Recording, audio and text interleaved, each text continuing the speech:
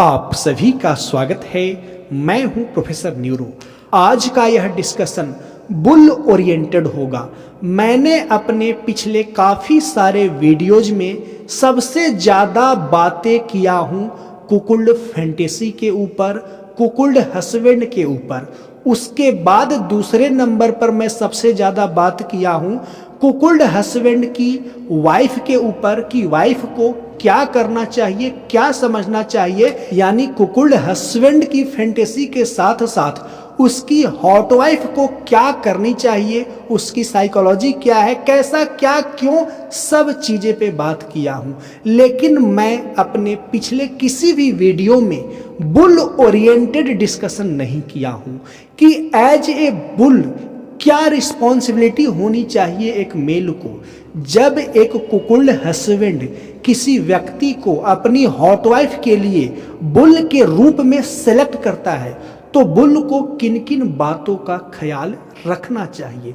पहली चीज कि बुल को कुकुल्ड हस्बैंड और उसकी हॉट वाइफ को पूरा रिस्पेक्ट, पूरा सम्मान देना चाहिए। दूसरी चीज, इस रिस्पेक्ट के साथ साथ उनकी सुरक्षा और निजता, गोपनीयता और कहें तो प्रिवेसी का ख्याल रखना जरूरी होता है एज ए बुल। लेकिन प्रॉब्लम क्या होता है ना कि जब कोई कुकुल्ड हस्बैंड किसी अदर मेल को अपनी फीलिंग्स को बताता है कि मैं चाहता हूं कि मैं अपनी वाइफ को आपसे प्ले करवाऊं, तो जो अदर मेल होता है जिसे cuckold husband as a bull choose करता है वह ईगो में आ जाता है, अहंकार में आ जाता है, सुपीरियरिटी के कॉम्प्लेक्स के प्रभाव में आ जाता है, सर्वोच्चता की भावना का शिकार हो जाता है कि मैं कुछ हूं तभी तो यह व्यक्ति अपनी वाइफ को मेरे साथ शेयर कर रहा है। साथ में यह भी सोचता है बुल कि हस्बैंड शायद नपुंसक है, नामर्द है, कुछ नहीं खुद कर पाता खुद की वाइफ के साथ, तभी तो मुझे एज ए मर्द, एज ए मेल चूज कर रहा है अपनी वाइफ से प्ले करने के लिए। तो ऐसा यदि एज ए बुल सोच रहे हैं तो आप बहुत बड़ी मूर्खता कर रहे हैं, क्योंकि कुकुल्ड हस्बैंड नामर्द नहीं होते, नपुंसक नहीं होते। वो यौन क्रिया को नेक्स्ट लेवल पर जाकर के इंजॉय करने की प्रवृत्ति रखते हैं, जिसे मैं हनीमून 2.0 नाम देता हूं या मैरिज 2.0 नाम देता हूं। जरा इसे डिटेल में एक्सप्लेन कर दूं कि कुकुल्ड फैंटेसी को मैं हनीमून 2.0 क्यों कहता हूं। यानी हनीमून के बाद एक दूसरा हनीमून होता है जब एक कुकुल्ड हस्बैंड अपनी हॉट वाइफ को अपने ही सामने या यह जानते हुए कि उसकी हॉट वाइफ किसी बुल से मिल रही है या प्ले कर रही है, उसे हनीमून वाला एक्सपीरियंस होता है। और कहे तो हनीमून से भी ज्यादा यौन उत्तेजना व यौन आनंद मिलता है कुकुल्ड हस्बैंड को। इसीलिए मैं हनीमून 2.0 कह रहा हूं कुकुल्ड हस्बैंड के लिए। तो बुल इस भ्रम में ना पड़े कि कुकुल्ड हस्बैंड नामर्द होता है, नपुंसक होता है। नहीं, वह कुकुल्ड फैंटेसी को रियली में प्ले करके हनीमून 2.0 एंजॉय करना चाहता है, यानी कि हनीमून के बाद का हनीमून एंजॉय करना चाहता है। साथ में अपना एक ऑब्जर्वेशन आपको बताता हूं। कई कुकुल्ड हस्बैंड का मैंने पर्सनल बातचीत के दौरान, व्यक्तिगत काउंसलिंग के दौरान, व्यक्तिगत साइकोसेक्सुअल काउंसलिंग के दौरान ये सवाल पूछा है कि शादी के बाद जो आप हनीमून मनाए थे उसमें ज़्यादा मज़ा आया कि आप कुकुल्ड जब बने उसके बाद अपनी वाइफ को हॉट वाइफ में कन्वर्ट किए और अपनी हॉट वाइफ को किसी बुल से प्ले करवाए, उसमें ज़्यादा मज़ा आया। तो कुकुल्ड हस्बैंड स्पष्ट तरीके से कहते हैं कि सर मुझे इसमें ज़्यादा मज़ा आया कि अपनी वाइफ को हॉट वाइफ के रूप में कन्वर्ट किया और उसे बुल से प्ले करवाया। इसलिए बुल को इस भ्रम में नहीं पड़ना चाहिए कि कुकुल्ड मर्द नपुंसक होता है। नहीं, वह हनीमून 2.0 एंजॉय करना चाहता है। दूसरा चीज कि कुकुल्ड हस्बैंड के बारे में बहुत सारा र्यूमर होता है किसी के अंदर कि छी वो कैसा आदमी है, अपनी वाइफ को दूसरे से प्ले करवाना चाहता है, बुल से प्ले करवाना चाहता है, ब्ला ब्ला, बहुत सारे इफ बट दिमाग में चलते रहते हैं। उन्हें मैं एक साइकोसेक्सुअल फैक्ट बताना चाहता हूं। वो साइकोसेक्सुअल फैक्ट ये कि जब कोई हस्बैंड कुकुल्ड फैंटेसी के प्रभाव में आता है ना, तो वह एडवांस यौन क्रिया का आनंद लेना चाहता है। एडवांस यौन क्रिया क्या है उसे मैं एक्सप्लेन करता हूं। सामान्य यौन क्रिया तो ये होता है कि एक मेल और फीमेल, एक मेल बॉडी और दूसरा फीमेल बॉडी, दोनों मिल करके प्ले करते हैं तो सामान्य यौन क्रिया संपादित होता है।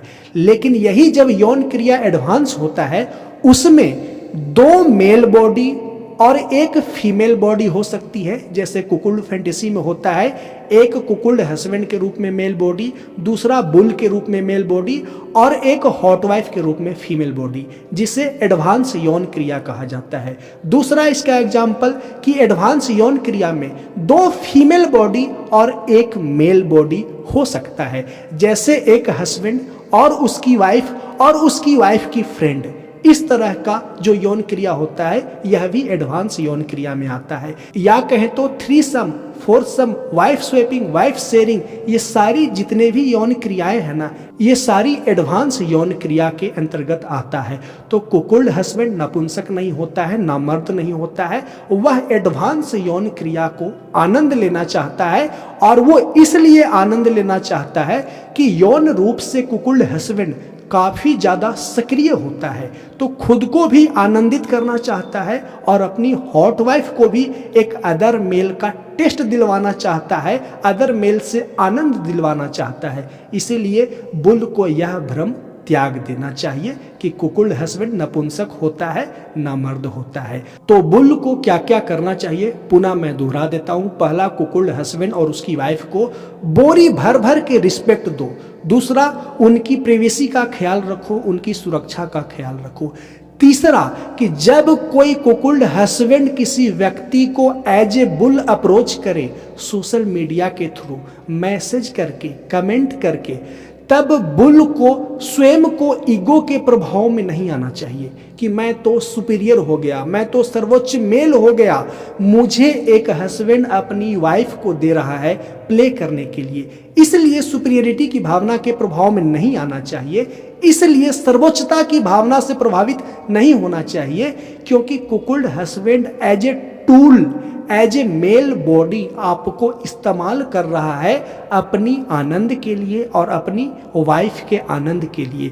तो जब भी कोई कुकुल्ड हस्बैंड आपको अप्रोच करे, तत्क्षण आप ज्यादा उत्साहित ना हो, आप ज्यादा उछल कूद ना मचाएं, शांत रहे, कूल एंड काम रहें और अपने दिमाग को प्रोग्राम करें कि ये जो कुकुल्ड हस्बैंड मुझे अप्रोच कर रहा है ना, मुझे एज ए टूल, एक उपकरण की तरह, एक यौन उपकरण की तरह इस्तेमाल करेगा अपनी वाइफ के साथ प्ले करवाने के लिए, और इससे कुकुल्ड हस्बैंड को नेक्स्ट लेवल का आनंद मिलता है। और मैंने पहले एक वीडियो में बता चुका है कि कुकुल्ड फैंटेसी में सबसे ज़्यादा मज़ा किसे आता है। उसमें मैंने कहा है कि सबसे ज़्यादा मज़ा आता है कुकुल्ड हस्बैंड को, बुल को भी उतना ज़्यादा मज़ा नहीं आता है, उसकी हॉट वाइफ को भी उतना ज़्यादा मज़ा नहीं आता है, सबसे ज़्यादा मज़ा आता है कुकुल्ड हस्बैंड को।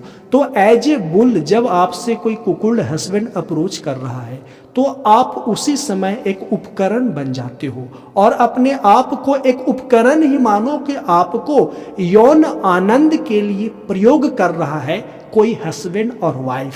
ज़्यादा उछल कूद और उत्साहित होने की आवश्यकता नहीं है।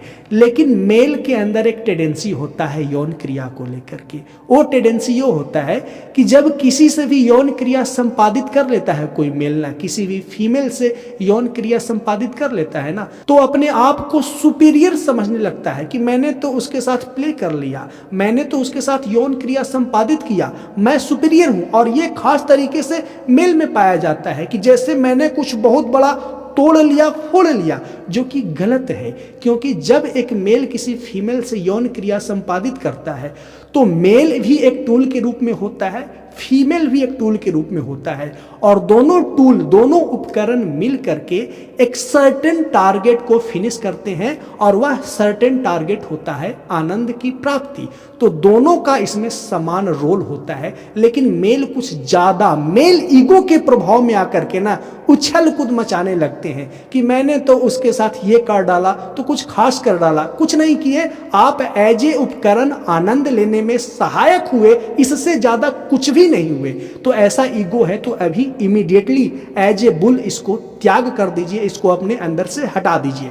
दूसरा चीज आपको समझना होगा, एज ए बुल कुकुल्ड हस्बैंड के रूप में भी और हॉट वाइफ के रूप में यदि आप हैं तो भी समझना होगा, यौन क्रिया बहुत ही पवित्र, बहुत ही डिवाइन चीज है। इससे ज्यादा कोई और आनंददायी चीज नहीं है।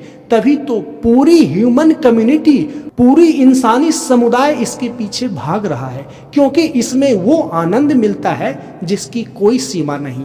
और इसी आनंद के आधार पर मैं कह सकता हूं कि यौन क्रिया बहुत ही डिवाइन, बहुत ही दिव्य चीज है। साथ में यौन क्रिया से संतान उत्पत्ति की प्रक्रिया चलती है तो ये और डिवाइन हो जाता है। हमारी आप सबकी जो जन्म हुई है यौन क्रिया से हुई है, तो कभी भी यौन क्रिया को लेकर के असामाजिक या आपराधिक व्यवहार ना करें। ध्यान रहे, कभी भी यौन क्रिया को लेकर के आपराधिक या असामाजिक व्यवहार ना करें, क्योंकि यौन क्रिया को लेकर के आप कोई आपराधिक व गैर कानूनी या क्रिमिनल व्यवहार करते हैं, इससे यौन क्रिया की डिग्निटी पे धब्बा लगता है, यौन क्रिया की सम्मान के ऊपर धब्बा लगता है कि यौन क्रिया की वजह से ही तो ऐसा असामाजिक, इमोरल या क्रिमिनल व्यवहार हुआ, क्राइम हुआ। सारा का सारा दोष आरोपण यौन क्रिया के ऊपर जाता है, ना कि उस व्यक्ति के ऊपर जाता है जो यौन क्रिया में तो आनंद लेता ही है, साथ ही दूसरे के जीवन में उपद्रव खड़ा कर देता है। तो नोट के रूप में ये बात ख्याल रखें कि आप किसी के साथ यौन रूप से सहभागी हुए और आपको फील हो रहा है कि ऐसा करने से कोई जान गया, उपद्रव हो सकता है, तत्क्षण आप अपना पूरा एफर्ट लगा दें, आप अपनी पूरा पोटेंशियल लगा दें ताकि वह उपद्रव ना हो, वह उपद्रव रुक जाए। यौन क्रिया अपने आप में पवित्र है, अपने आप में डिवाइन है, लेकिन यौन क्रिया को लेकर के जैसे ही कोई उपद्रव होता है, कोई असामाजिक व्यवहार, कोई अमानवीय व्यवहार, कोई क्रिमिनल व्यवहार होता है, तत्क्षण यौन क्रिया की गरिमा को चोट पहुंचता है, यौन क्रिया की जो डिग्निटी है वह धूमिल होती है। तो आपका पूरा प्रयास ये होना चाहिए कि यौन क्रिया के बीच में या यौन क्रिया को लेकर के कोई उपद्रव, कोई क्राइम ना हो। यदि संभावना दिख रही है कि कुछ क्राइम होने वाला है, तत्क्षण अपनी पूरी पोटेंशियल को लगा दे ताकि वह असामाजिक व्यवहार या क्राइम ना हो। इससे यौन क्रिया की डिग्निटी बनी रहेगी। वरना हम इंसानों की टेंडेंसी है कि सारा दोष आरोपण दूसरे पे देते हैं। जैसे यौन क्रिया को लेकर के आपके आसपास में कोई उपद्रव होता है, कोई क्राइम होता है, तब आप शुरू हो जाते हैं, साला ये ऐसा चीज ही है, यौन क्रिया ऐसा चीज ही है, यौन अंग ऐसा चीज ही है कि ऐसा होता है। यौन क्रिया, यौन अंग का इसमें कोई दोष नहीं है।